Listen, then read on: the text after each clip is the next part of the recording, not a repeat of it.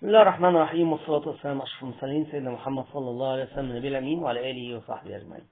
هنتكلم إن شاء الله على حاجة النهاردة، قد إيه إحنا أوقات بنبقى بعيد خالص عن السنة، وحتى بنعلم عيالنا المعلومة الغلط البعيدة عن السنة. تقدري تقولي لي لكل لو وقع أكل من عيلك في الأرض هتقولي له يمد إيده ياكله ولا لأ؟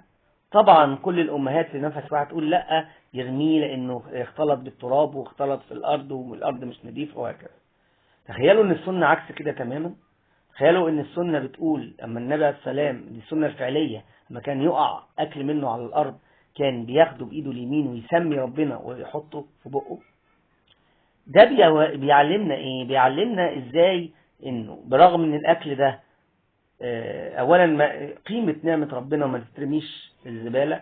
ثانيا ان احنا بنسمي ربنا، وده بيحمينا من اي شر، بيحمينا من اي مخاطر في الاكل، ان كان تراب او ميكروبات او اي حاجات.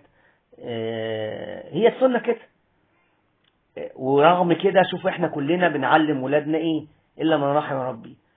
فنسأل الله تعالى ان يردنا الى دينه ردا جميلا. والسلام عليكم ورحمة الله وبركاته.